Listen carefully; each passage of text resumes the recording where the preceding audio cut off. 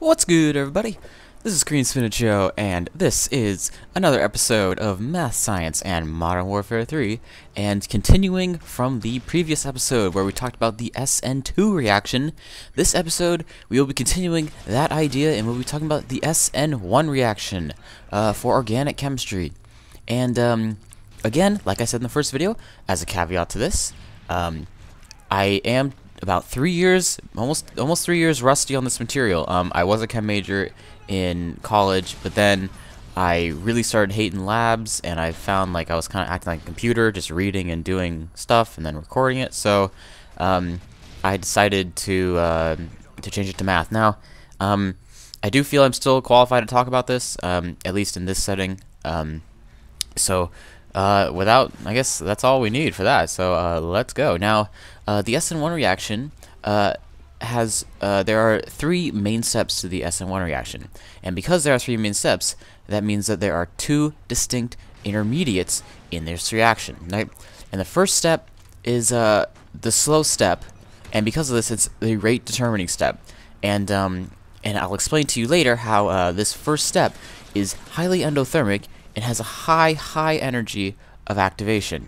If you're unfamiliar with energy of activation, we are talking about the Gibbs free energy, or delta G. If you learned that before, probably learned it in thermodynamics or something like that, or of course in organic chemistry. So we're just gonna start out. Let's start out with step one for this. So and keep in mind we are in water here, so we're in water. So keep that in mind. Now, of course. You see that the electrons from the carbon-chlorine bond are moving over to the chlorine. Now, aided by the polar solvent, this chlorine is gonna leave with the electron pair that's bonded to the carbon, right? And keep in mind we are in a polar solvent. Remember, water is polar, and of course, it turns into, we have a carbocation and a Cl minus. Now, the slow step produces the carbocation intermediate and a chloride ion. And now, keep in mind that I'm not showing you in this diagram, but the ions are solvated and stabilized by the water molecules, and you'll see how that kind of works in the rest of the example. Now, if you are curious, I did say this was a rate determining step. And what you're seeing right now is the energy needed to get this reaction going. So you can see that at the first transition state where this step is occurring, the curve it's very high compared to other parts of the curve. Now that means that in order to get this reaction going, you're going to need a lot of energy, and that's why this is an endothermic reaction, right? That's why it takes a lot of energy to get this moving, and that's why it's the slow step, because look how much energy it takes compared to all the others. So now let's move on to step two, and this is basically what's happening is what you're seeing right now. The water molecule is acting as a Lewis base, right? And so I'm guessing that you understand kind of Lewis bases and Bronsted bases and stuff like that.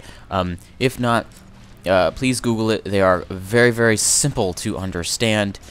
All it has to do with is the electrons and the charges on the molecules. Now, so this water molecule, remember we're in water, that's our solvent, is acting as a Lewis base, and this will donate an electron pair to the carbocation, right? And keep in mind, if the carbocation is a Lewis acid, just to keep that in mind. Now, this gives the carbon 8 electrons, and so of course, what's going to happen? You're going to get a bond forming, which is what you see in the second part. And so this produces a tert butyloxonium ion, or a tert butyl alcohol. That is some chemistry naming for you. I believe that's the IUPAC name for it. And of course, this step occurs very fast, right? And the reason why is because of the diagram you're seeing right now. Now, compare this transition state, right? You see that second curve, the second bump, compared to the first curve, which needed a lot of energy. This one doesn't need much energy, right? And keep in mind the delta G is the Gibbs free energy. So of course, this is going to be a fast step because it doesn't need a lot of energy. It just has to go over that tiny bump compared to the huge bump of the first step. So now we've done 2 steps, and of course there are 2 intermediates, which means there's a 3rd step. So the 3rd step is shown right here. So now, remember, we are in water. I want you to keep that in mind. We are in water, and water is polar. So, of course, a water molecule acting as a Bronsted base, and this will accept a proton from the tert butyl alcohol. Now, this makes sense because, right, the oxygen is positively charged and the electrons are negatively charged, so, and it's polar, so it's gonna hop right on there. Now, this also occurs very, very fast. So you'll see, and I'll explain that to you as we go. Now, of course, this happens, right? The bond breaks, and the products we're gonna get are a tert butyl alcohol and a hydronium ion. And so that's pretty much it for the SN1 reaction. Now, why does this step go so fast? Well, look at this graph right here, right? You can see that, again, comparing the steps that we need for the Gibbs free energy, it's very small, right? It's smaller than the 2nd step, and it's much smaller than the 1st step. And now you can see also, if you want to take this even further, you can see that where we started compared to where we ended, you can see that we have less free energy than when we started. What does that mean? That means that this gave off heat as this reaction occurred, right? That's what that means. So, I guess that pretty much covers it for SN1 reactions. Hopefully I explained that much better than what we had in the SN2 video. Keep in mind, if you are unsure about some of the terminology I used, carbo-cation means you have a carbon with a positive charge, because, you know, you have a cation and an anion, right, for positive and negative, and there's a carbon attached to it, so guess what? Carbo-cation. Done. Just conjugate the words there.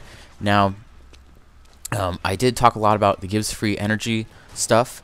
That is a big topic in thermodynamics, if you're interested in the physics side of things. Also, it plays a huge role in, at least in chemistry, in organic chemistry mechanisms, which is what we're doing here. Now, the Lewis acid, Lewis base, and the Bronsted base, that I'm just going to tell you to Google. I feel that although it is very important for this reaction, clearly, that it's too general for this video. So I guess they're quite easy to understand. I'm sure Wikipedia has something. Ooh, fail knife. So now the naming of the compound, basically what you want to do is you want to take the longest stretch of carbons and then count off, number the carbons, and then attach all the IUPAC names on it. So that's another thing that's a little too general, because it applies to everything in chemistry. So again, that's it. Now, anyway, that's the video. Thanks for watching. Feel free to like the video and subscribe to the channel. And as always, feel free to follow me on Twitter @CreamSpinachShow, and have a great day.